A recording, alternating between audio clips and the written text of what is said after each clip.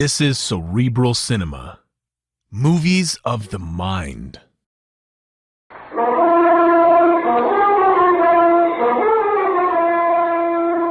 response to requests representing millions of listening friends, the National Broadcasting Company is pleased indeed to bring you again The Adventures of Sam Spade, Detective.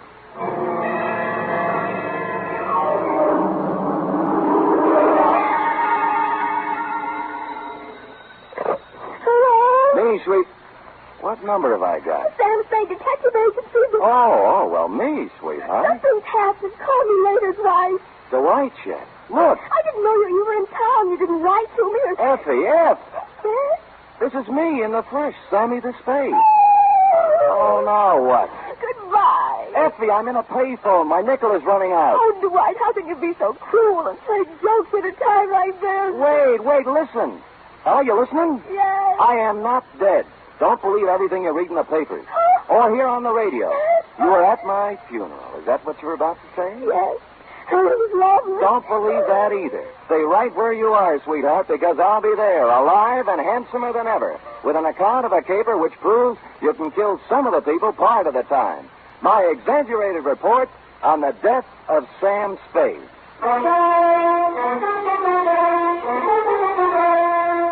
NBC welcomes back to the air a character who has captured the public imagination more completely than any other since the birth of Sherlock Holmes. William Spear, radio's outstanding producer-director of mystery and crime drama, brings you the greatest private detective of them all in The Adventures of Sam Spade. Ain't it grand to be bloomin' well dead? Candles at my feet, candles at my head. We're not open for business today. I mean, Mr. Spade's office is closed right now because... I'll wait. You look just like Mr. Spade. What's your name? Spade. S-P-A-D-E. Spade. Sam never told me he had a twin brother. He doesn't. But then you... I'm me, Sam. Oh, wait, come here. Now do you believe me? Oh, what's the use? You're so much like him. Oh, never mind. Now get your pencil and paper and take it. Date November 17th, 1950. To Miss Effie Perrine. That's me. From Samuel Spade. That's me. License number 137596. You must have been the last one to see him alive. Did he tell you to give me a message? Shut up. Subject, my death. Dear Effie, since the sight of me in the flesh, breathing, hungering, and living doesn't convince you, maybe this report will. Think, if you can, back to last Monday. Now, if you recall, it was about 11 o'clock when, on the flimsy pretense that we needed stamps for the office, you drew $2 from petty cash and stepped out to buy a pair of step-ins. And that's when my client materialized. He was small and thin and carried with him the unmistakable odor of stale flour. His black alpaca suit, string-bow tie, elevator shoes, and white gloves had no bearing on his conversation. Oh, dear. My name is Chester Swann. Are you sure? Yes. Well, my name is Spade. What can I do for How you? tall are you, Mr. Spade? 6 feet in my feet. Weight? 178. I always notice a man's bone structure, don't you? Oh, always. Open. Huh? Open. Let me see inside. I this? Mm-hmm. All right. Fine. Oh, well, now that you know me this well, Mr. Swann, what can I do for you? Oh, dear. Perhaps I shouldn't have come here at all. I'm sorry, Mr. Spade. Well, really? Oh, dear. Oh, hello again, Mr. Swann. You wanted to talk to me? Yes, but I can't talk now. Mr. Spade. Still here. There. I live at 8516 Claremont in Berkeley. I'll be there tonight. Oh, dear.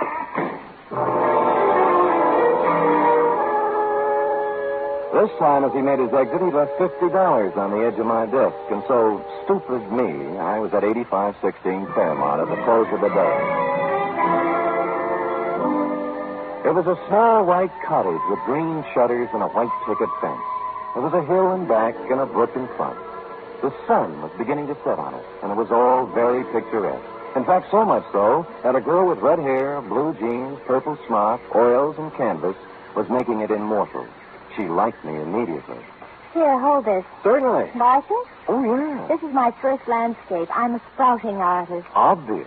Makes your own? Not when I can get somebody to do it for me. Who are you? Oh, I might be a fellow artist. Don't do that. You're a liar. You're Sam Spade. I saw your picture in a newspaper clipping when I was helping Chester clean out his desk before he moved it. But I... You don't know an easel from a palette. Oh, but I could learn. I take it seriously. Well, then so do I. I doubt it. You've never tried to get away, to stand off, to throw off the shackles, have you? No, I'll have to admit that the urgency of living, the pressure of merely existing, has had to... Catfish, Sam. By the way, I'm Amy Goodrich. Catfish? The world is full of unhappy people who never try to get away from it all. Well, honestly... Stop it? Well, I wanted to, really. Honestly, Sam, get away from everything. Leave, dissolve. I've dreamed of it. Never return. Cross my heart. Mm-hmm. What are you doing here? To see Mr. Swann. He isn't home yet. His house is a wonderful subject. Look, Sam, colorful, moderate, pleasant. Mm-hmm. That is until the sun stops shining.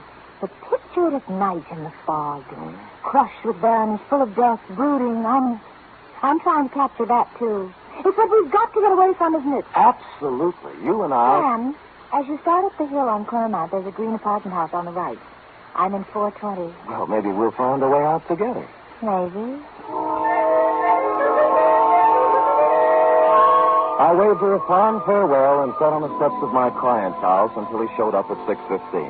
He took me inside where the only furniture was an army cot and a portable barbecue. I'm so glad you kept our appointment, Mrs. Spade. I'm so frightened. I've been upset all week long. I didn't know what to do. I just didn't. And what have you been so upset about, Mr. Swann? Well, lately, Mr. Spade, infrequently, for the last week, I've noticed a man. I think he's following me. Mm-hmm. At first, I'd see him in a car following my bus when I went downtown. Then he'd be waiting around at the bus stop in the evening when I came back. Oh. I've sold my house, and I'm ready to move. It's unnerved me so much, but... Did he follow you home tonight? No, but Well, would anyone be following you, Mr. Swann? Well, I don't know, Mr. Spade. I don't know. I really don't. All right, I'll try another tack. What does this man look like? He always wears dark clothes and a hat. I'd say he was about your height. 6 feet.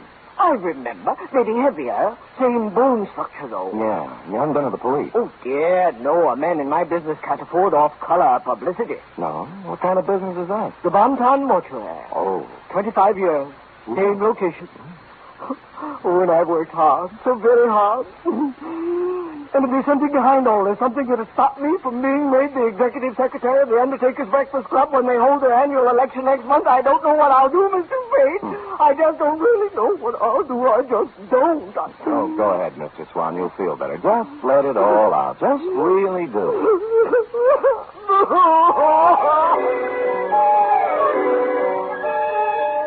And he did. When he stopped crying, I instructed him to go about his daily habits as always and left, assuring him I'd get to the bottom of it all. I walked down to the corner ostentatiously, which is a neat trick well calculated to throw nefarious observers off the track and lull them into false security. And when the bus showed up 10 minutes later, I got on it, rode 3 blocks, walked back, and took a plant across the street. A clever ruse, as you see, to invite a showdown. 2 hours later, a man about my size and dark clothes appeared over the hill and crept stealthily to the front of my client's cottage. He had his eyes glued to the window when I walked up behind him. Hey, let go of me. Come on, you're going inside. Listen, I'm no peeping Tom. No, you're the bloodhound type. I'm inviting you in for a real sniff at Oh, your no, dog. you don't. Well, all right, then. I'll go quietly. No, okay, that's better. Now, just walk up. The kick he landed on me wasn't according to Queensberry. I couldn't move for 3 or 4 minutes, and by that time he disappeared. When I recovered my faculties, I reported the incident to my client, who cried himself to sleep. After I bolted him in for the night, I stopped on my way down the hill at apartment 420 in the little green apartment house. She was still wearing the blue jeans and the purple smock, and she still had the same idea. Come in, Sam. You said you were serious about getting away from it all, and a whole day has passed. It was that pressure of living. I'm here to apologize. You are not the girl. I'm sorry, Angel. I love to be fooled, Sam. You're forgiven. How's the painting coming? The one of Swann's cottage. Slow. Fog is always tough. Looks nice, though. How long have you been on it? 3 weeks, all told. Well, then you've had a pretty good plan on the house, haven't you? Ever notice a tall, broad-shouldered guy in a dark suit casing the place? Tall, broad-shouldered. Pretty much like me. Could anybody be pretty much like you, Sam? No, you're right. Sam, is there something wrong? No. Well, then don't stand there doing nothing. Do something. Who, me?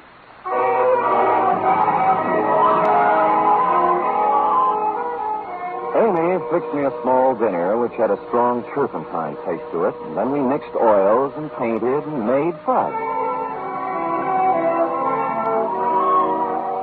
Next afternoon at the Hall of Records, I did a little spade work on Chester Swann.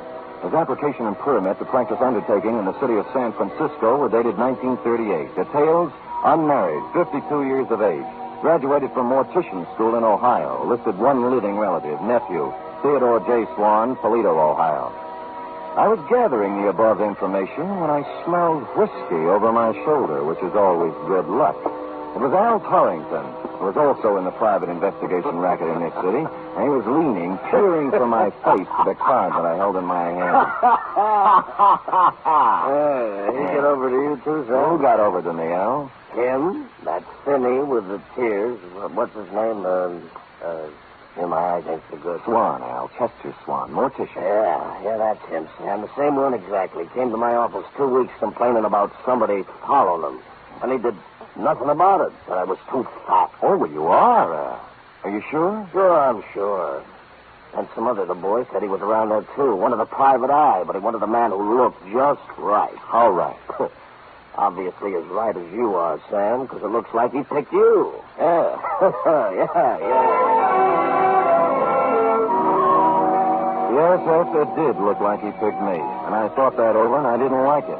And I called my client at home to tell him he was fired, but he didn't give me a chance. Oh, dear, I'm so glad you called, Mr. Spade. I really am. I called for a reason, Mr. Swann. I'm resigning this case. Oh, dear, Mr. Spade, you can't do that. You really can't. I don't think you've been quite honest with me, Mr. Spade. Oh, dear. Tears will get you nowhere. I made a routine check on your reasons for hiring me, and they don't quite fit with the reasons you gave. They really just don't quite, Mr. Swann. It's no game, Mr. Spade. Believe me. He's back tonight. Right now, he's standing beneath the lamppost outside my window, and I'm frightened to death. But please hurry over, Mr. Spade, and let's get this business straightened out. Please.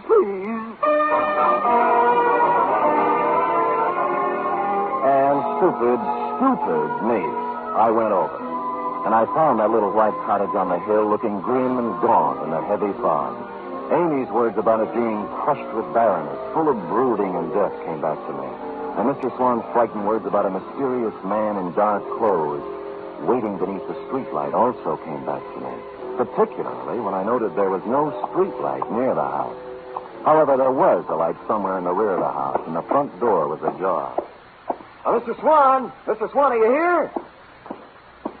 Oh, Mr. Swann, it's me, Sam Spade. Are you here? Mr. Spade? Is that you? Are you out there? Where are you? Things happened fast. I turned around to find the front door filled with a man in a dark suit. He had something in his hand, and it looked like a roll of cotton candy, but it felt different. It only started me against the wall, but it made me forget where my arm was. Easy, Spade. Easy does it, boy. Easy. He let me down to the floor gently. I could still see the lights somewhere in the back of the house, and I could hear him talking to me way off. Give me the needle. I can't watch. I'm going upstairs. The needle went somewhere in my left arm, but not before somebody pulled my coat off, and for no reason I could think of at the moment, also tried to pull my finger off. So I couldn't dwell on it. By that time, the stuff in my arm was going other places, and I was going with it, even though there was action all around me. This ought to do it. No, stay away from me. Get out of here. Vaguely, somewhere, somebody was shooting Roman candles or having blowouts or playing bebop. I just didn't care at all. I just didn't.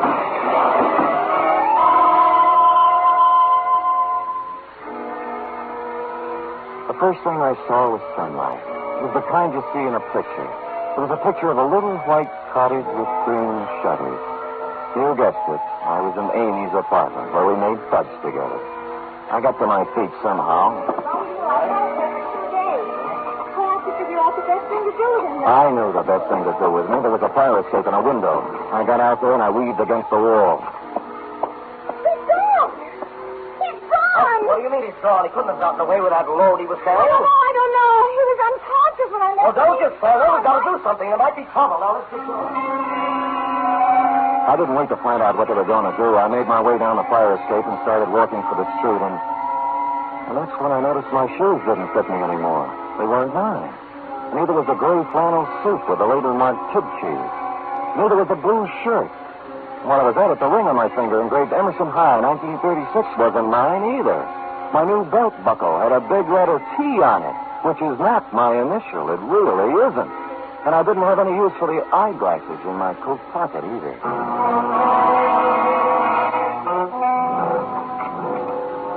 You were out when I walked in the office, F, but you've been there. There was a black crepe done up in a white satin ribbon hanging on the door. The desk blotter was drenched with salt tears. And a newspaper folded back to page 13, and I'll sue the Chronicle on this if it's the last thing I do, gave me a 2-inch spread. Item, November 15th, 1950. 15? What happened to the 13th and the 14th? Detective perishes in Berkeley fire. I read it through once. And twice. It was my obituary.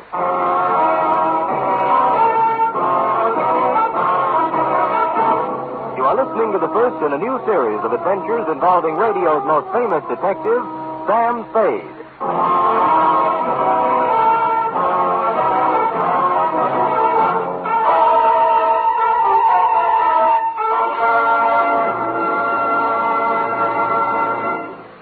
Later tonight on most NBC stations, Duffy's Tavern comes your way with another merry half-hour session, starring Ed Gardner as Archie the manager.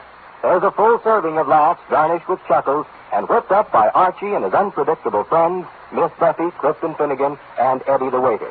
It's just one of the many great Friday evening entertainment features on NBC. It's Duffy's Tavern, your cue for better listening where the 3 chimes always mean good times. Make it a Friday evening habit to tune early and stay late at your favorite NBC station.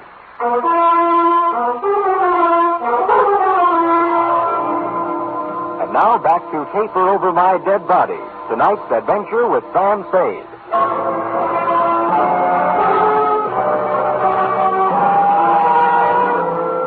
I left the crepe on the door and went out to buy a new desk blotter and some more newspapers.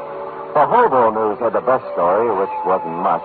Samuel Spade, licensed private investigator, perished Wednesday night in a fire in a vacant house in Berkeley. His warm friends will feel regret at the passing of a man who was always kind to the poor. None of us ever asked Sam Spade for a handout without receiving a kind word and bon mot as he turned us down. This is nice, but I wanted more. Figured I was fairly safe to wander about unrecognized. My ill-fitting attire required for my unknown benefactor would be disguise enough when combined with my 2-day beard. Engine Company 16, Berkeley Division, had handled the fire, and half a block away was a grog shop called the Shamrocks. I waited for a fireman to come in. Bartender! What kind of a place are you running now? I've been here 5 minutes already. All right, shut up, Patty. You just arrived. Well, it seems like 5 minutes. A wee bit more, if you don't mind. That's enough for you, Patty. You're still on duty. I am not. I'm off now. The chief said I could be off. Is it every day I receive such a shock to my system? You received your shock 3 days ago. And I'm still shaken, man. Oh, the sight of him was terrible. Burnt as black as the good saint's beard. All twisted and horrible in death. He was probably dead drunk and didn't know what happened to him. And were you there fighting the flames and finding him like me? Oh, it was terrible. Terrible. It wasn't that bad, and you've had your limit. And who says so? I say so. Oh, you do you? And who are you? Your brother-in-law. Well, now. Well, maybe I can spot you one I time. never drink with strangers. What's your name? Old Doolan. Well, you heard the man. Go ahead, pour. Cheers. Yeah. Hey, fireman, you had a terrible experience 3 days ago. That I did, Mr. O'Doolan. That I did indeed. I've heard it a dozen times. I'll be at the other end of 3 nights ago, Mr. O'Doolan, and we get a call to the house on Claremont is afire. Well, see, when we get there, it's about all gone. Can't understand why it has been flamed so fast. Good. It was the funeral pyre of a man who lived in sin. Huh? A detective fellow. Sam Spade, he was identified as. Oui. Oh, one moment, fireman. I've heard fine things about him. Some of those uppity police fellows from the Division of Homicide said he was a nice fellow. But some of the boys at the fire station and myself, well, we got our own ideas about that. What kind of ideas, Fatty, me boy? What kind of good can any man be accomplishing in an empty house late at night, I ask you, Mr. O'Doolan? Oh, he was done to a turn, he was, when I burst in the door with me axe. Says in the trouble. Charge. Empty whiskey bottles scattered all about. Sin, O'Dolan, sin. He'd gone to sleep with a smoking cigarette that set the whole place off. Vice rampant.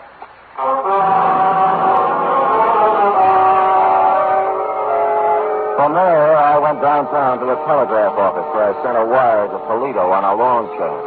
While I was waiting for an answer on a not-so-long chance, I slunk into the Bon Pond funeral parlor to pay my respects to the departed. I stood in the back of that dimly lit chapel and scanned the scene. 3 of the boys from homicide were there, blowing their noses. 2 chorus girls I thought had long since forgotten me were there in black, deep V-neck. My insurance man was there, looking awful worried. 1 Chronicle reporter with photographer, a shoeshine boy from our building, and the bailiff from the courthouse, just to mention a few I could make out. And you were there, Effie, up front near a closed casket. I made out a bowl of flowers from robbery detail. It said, "Goodbye, Sam." Maxie from the city morgue was the only one who looked at ease. All right. Does anyone wish to you, miss?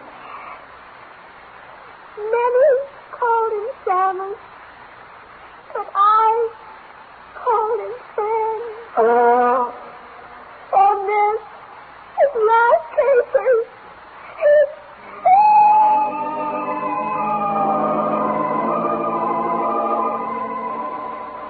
I was touched, Effie, and I would have stopped the whole thing then and there, but I had to find out who was in that casket. I reeled out the front door with tears in my eyes and slid around to the back door and into Chester Swann's private office. And there I made a phone call and got an answer to my telegram, which caused me to make another call to his bank. By that time, most of it was right in place. I searched through his desk, revealed nothing, and a safe standing in the corner the same. But then my answer walked right in the door. Oh, Sam, darling, I was so worried when I found you'd left there. I saw you at the funeral, and I thought you'd be here. And the guy was with you? Was he worried, too? Oh, dear, and that was Dr. Chester. And Sam, you'd been out for 2 days, and I didn't... Oh, Sam, you're sweet. You got away from it all. You've escaped, darling. Yeah, they're burying me right now. I'm dead. It's so wonderful, Sam. Only one thing. Where do you fit? The caper. I was supposed to burn up in that fire, and what was left was supposed to look enough like Theodore J. Swann, class of 1936, Toledo, Ohio, to let beneficiary Chester Swann collect a nice pile of insurance money. Sam, what are you talking about? Who is Theodore J.? What did you say? Chester's only living relative. They're burying him right now. Somebody lost his caper. You want to tell me? Darling, I was at the house the night of the fire, working on my foggy picture. You didn't see me when you went in, and later on you didn't come out. And I went over... I was on the floor, and a man was bending over me. He changed clothes with you, Santa, and I screamed, and he pulled out a gun, and I hit him with a hoe. And I drug you out on a run. And then what happened? I put you in my car and took you home. I was going to phone the police, but I decided it was something you were working on, and I went back to the house, and it... And it was burning, and you knew the man you'd hit on the head was in there. Believe me, Sam, I didn't know the house was going to burn down. I wouldn't kill anybody, Sam. I only wanted to... You only wanted to help me, and you did right, Angel. Oh, Sam. That's all right. I'm your witness. You didn't start the fire. Somebody really started it? Chester. He thought it was me lying on the floor in there. The bank tells me he's about to go busted. He figured this one out with his nephew to scare up some insurance, though. I know about the same size. Sam. Hold me. It's been horrible. This is the kind of thing I was trying to paint. Now I'm smack dab up against it, and I'm sick. I'm stricken. Easy. Sam, you're really dead. Squeeze our way out, Sam. Just leave now. Let it go the way it is. They all think you're dead. Oh, dear. Huh? But we know different, don't we, Mr. Spade? He was holding a Navy Colt revolver in front of him with both hands. I couldn't make up my mind to rush him and count on his bad aim or stand still and be a perfect target while I tried to talk him out of it. Either way, he was a crazy man with a gun. He was getting ready to use it. Sam, he's going to kill us. Quiet, Aim. Because my nephew was stupid enough to wear your watch and your suit when he exchanged clothes with you, I'm going to lose the Bon Ton. And that puts you in quite a spot, doesn't it, Mr. Swann? Until a moment ago, yes, but now. Mr. Spade, the newspapers all say you're dead. The death certificate says the same thing. All of your friends are following your casket and my nephew's corpse to the cemetery at this very moment. Everybody expects you to be dead, Mr. Spade. Thanks to you, Mr. Swann. But now, nobody'd miss you if I killed you. I'd miss you, Sam. But I'd have to kill you, too. Oh. Did you notice you're still wearing Theodore's clothes, even his ring? Why, Mr. Spade, I could kill you and put you in a fire somewhere and collect my insurance on Theodore now, couldn't I? No. Why, that's a terrible thing to think. Huh? Oh, you're not reasoning properly, Chester. You really aren't. How would you explain Amy? You just said you'd have to kill her. And what about the coroner's office? You know how they are. But if I... And don't forget the medical examiner's got something to say, too. Not to mention the fact that you'd have to really burn me up to cover up the bullet hole. And furthermore, Chester, when you shoot me, if you happen to hit a rib and chip off some bone, they'd know I was shot before, and then homicide would be in on it. Oh, no, stop. Nothing works for me. I'm a failure. Oh, go ahead, Mr. Swann. Let it all out. We'll see you back.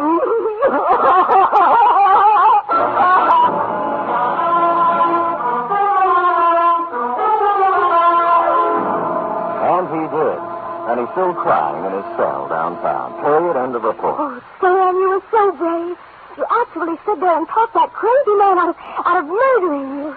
You were wonderful. True, Effie? Amy thinks so, too. She's going to do me in oils when they let her out of the pokey. Amy's in jail? What's that? Oh, technical charge of an involuntary manslaughter.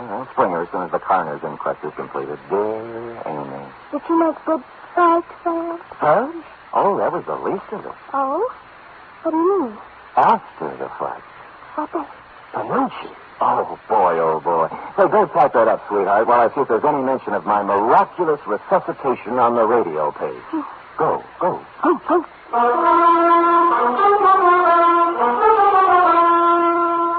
There certainly is a mention of Sam Spade on the radio page for Friday.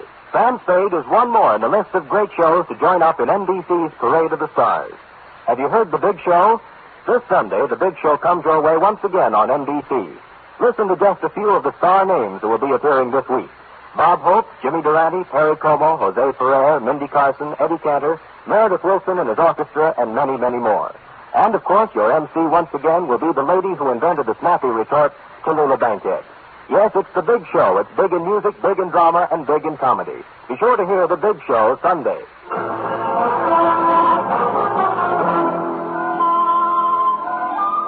Well, here it is, Sam. All typed up. Good. I will sign it, and you will keep it, always, to remind you that I'm still here. Oh, Sam. Living, breathing, brave, and handsome. A paragon.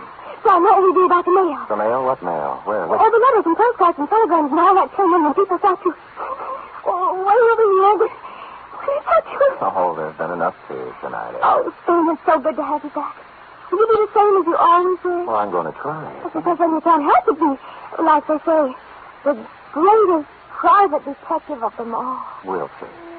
Good night. Good night, sweetheart.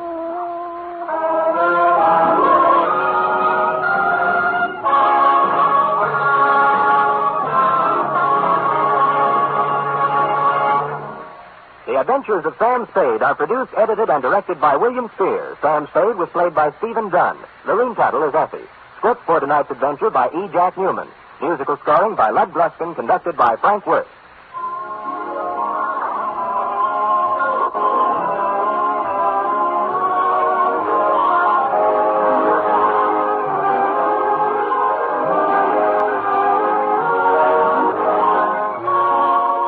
Join us again next week, same time, for another adventure with Sam Spade.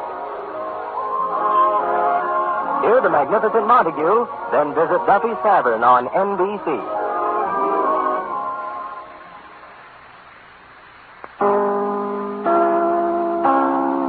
Cerebral Cinema hopes you have enjoyed this movie of the mind.